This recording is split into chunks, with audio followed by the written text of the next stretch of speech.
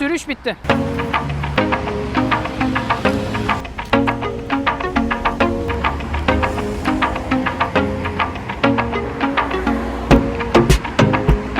Selamlar dostlar, ben Selman. Şu anda Bağdat Caddesi'nin başlangıç noktasındayım.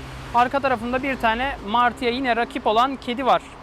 Gerçekten yaratıcı bir isme sahip. Birazdan daha detaylı zaten bahsedeceğim.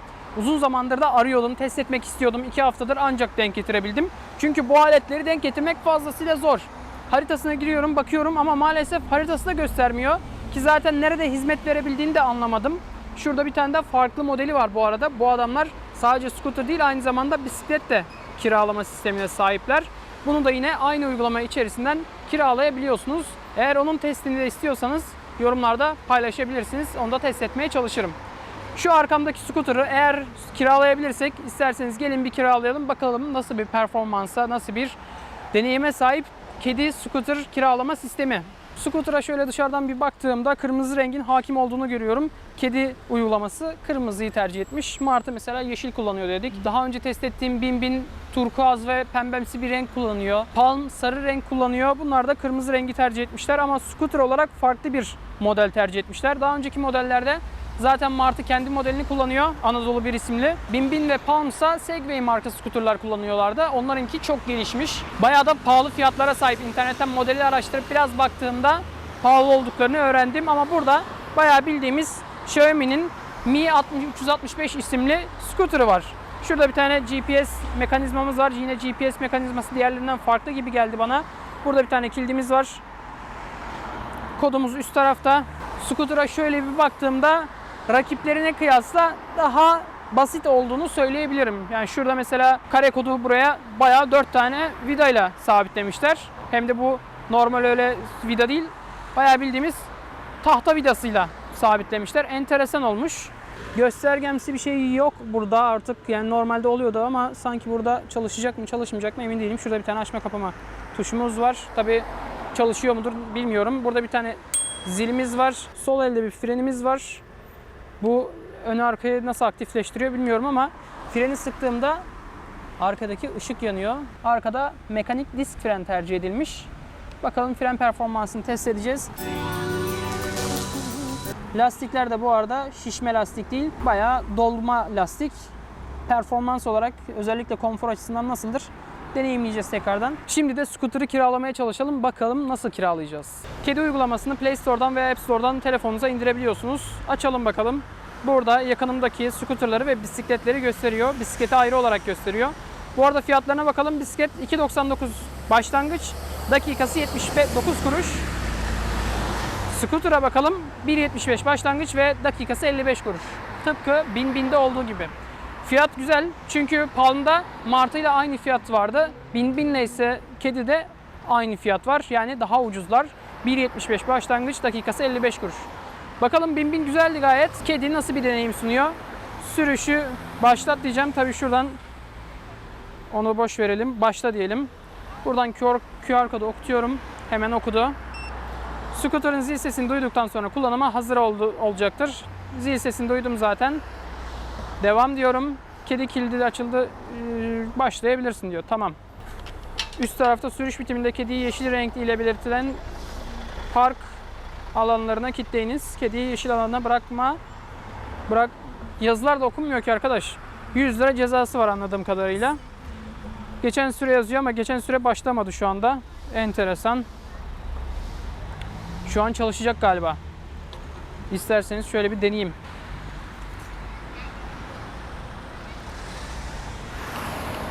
Yalnız scooter çalışmıyor. Enteresan. Niye çalışmıyor sizce?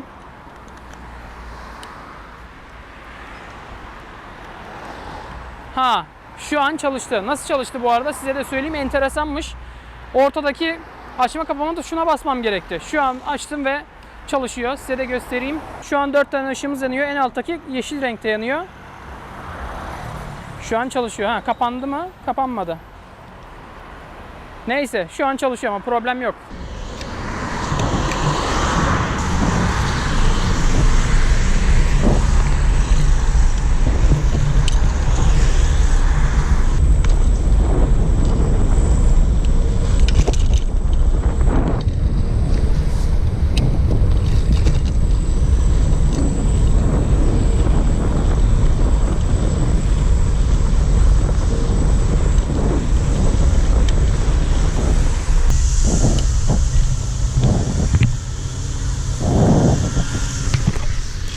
Şu an gördüğünüz gibi scooter kendi kendine gidiyor. Bozuk mudur yoksa böyle bir özelliğim var. Fren sıktığımda yavaşlatıyorum ama hiçbir şekilde durmuyor yani. Gaza basmıyorum, görüyorsunuz.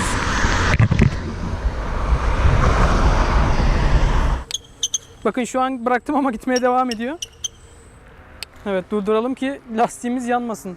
Ha, bu arada ön lastik dolma lastik değil. Bayağı şişme lastik. Hatta şuradan havasını açıp kapatabiliyorsunuz. Yani doldurup boşaltabiliyorsunuz. Hadi bakalım bir gidelim.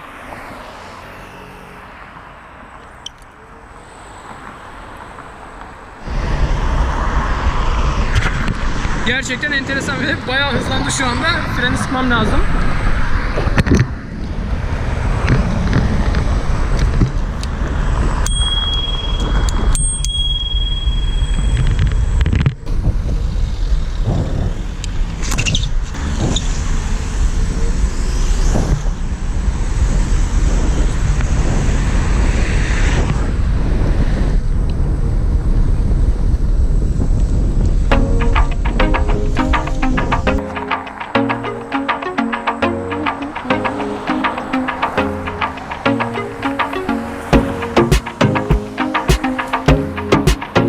Yalnız şunu söylemeliyim ki apaçilik yapmak için en uygun scooter kiralama hizmeti bu. Çünkü scooter acayip agresif gidiyor. Anlamadığım şekilde çok agresif gidiyor ve farklı bir hissiyata sahip. Çok güzel yanlanıyor. Arka fren çok iyi tutuyor bu arada. Sanıyorum ki yanlandığından kaynaklı lastik çabuk eskidiği için patlama ihtimaline karşılık bilerek dolma lastik tercih etmişler arka tarafta. Çünkü başa çıkacak gibi değil.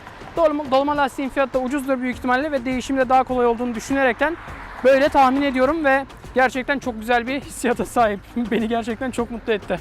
Acaba normal Mi 365'ler de bu şekilde mi diye düşündüm. Çünkü gerçekten kullanması çok keyifli.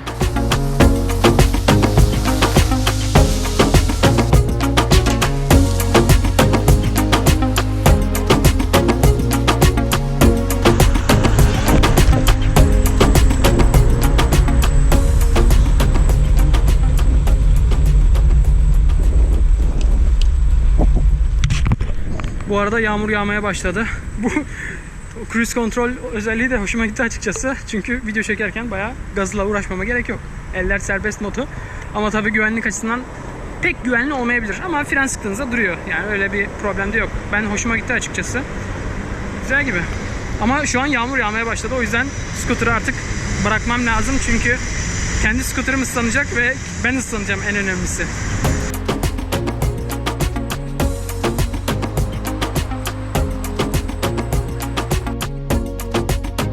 Bu arada denk geldiğimiz iyi oldu. İnternette de görmüştüm kendi Instagram hesaplarında.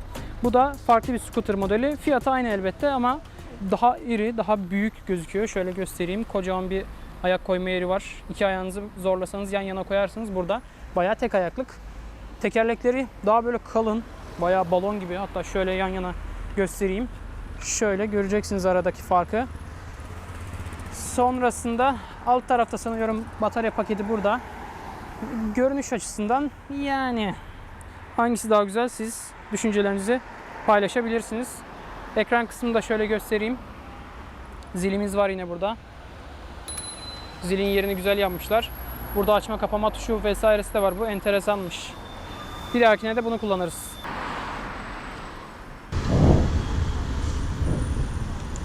Scooter'ı şu anda direğe kilitledim. Bu arada yağmurun yağdığı da iyi oldu. Şu an hızlanmaya da başlıyor.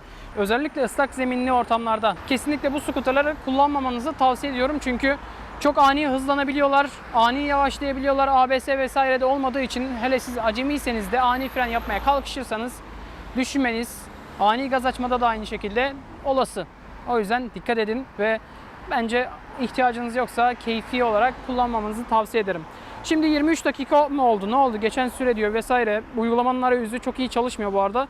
Parayı doğru gösteriyordur diye tahmin ediyorum. Çünkü para artmış. Sürüşü bitir diyelim. Şarjı da göstermiyor. Bayağı bir acemilik var. Kilitlemeyi unutma. Kilitledim.